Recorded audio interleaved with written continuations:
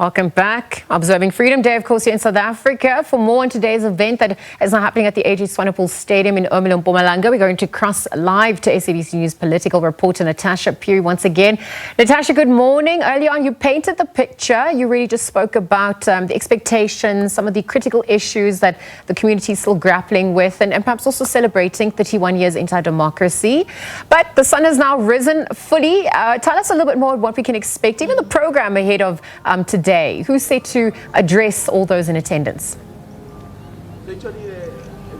Well, thank you so much, Liesl. Definitely. So we crossed to you earlier on outside the AJ Swanepoel Stadium, and right now we're inside, and like you've correctly said, the sun is up. It's a bit warmer, but let's just take this conversation to two very interesting guests. The first is Rear Admiral Junior Grade Prince Shabalala, and of course he's the Director of Defence Corporate Communication. He'll be talking to us about the participation of the SANDF members. Thank you so much for joining us at SABC News. So I think first and foremost, the importance of the SANDF members, participation in today's Freedom Day celebrations. Yes, thank you very much. Our participation, basically, we do it annually. Every Freedom Day, there will be soldiers that will be here to take a national salute to the Commander-in-Chief, the President. We do this as a symbol of professionalism, discipline, and readiness to defend the sovereignty of this country as a national defense force. So we are normally involved in a number of activities. Most importantly, is taking the national salute, as I indicated. We do the fly past, and then after that there will be parades. We synchronize this as a symbol of unity, and in fact I've forgotten there will be a gun salute as well. All these activities are synchronized to demonstrate the readiness of this South African National Defence Force. And as we observe Freedom Day, I just want to perhaps get an update in as regards to the soldiers that are in the DRC. How far is the process of bringing them back to the country? Okay.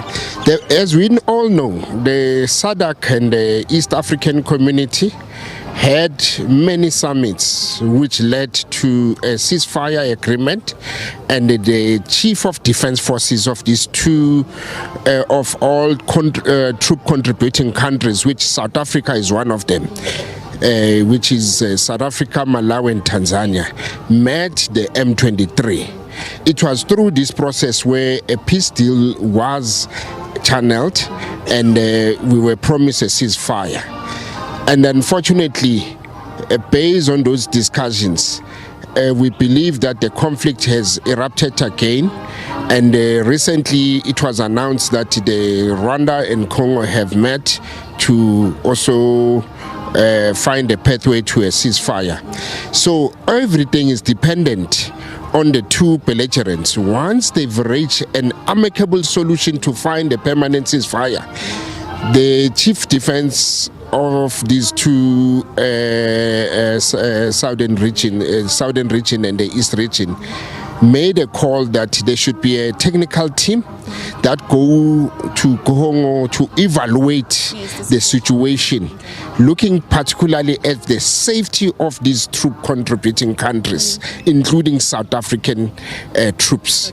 Once that is safe to come, then they will get a report from the technical team, who will then tell us when can the troops come back.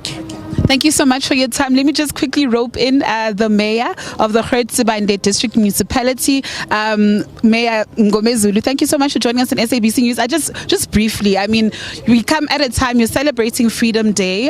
Yes, the country has made a lot of strides in terms of water provision, in terms of, employment of people. But you look at the situation here in Ermelo, people are complaining about water, drinkable water they don't have from their taps. The issue of potholes. Yesterday we went to go collect our accreditation at the local municipality, and there are potholes right at the doorstep of that. As a mayor, how are you dealing with such challenges?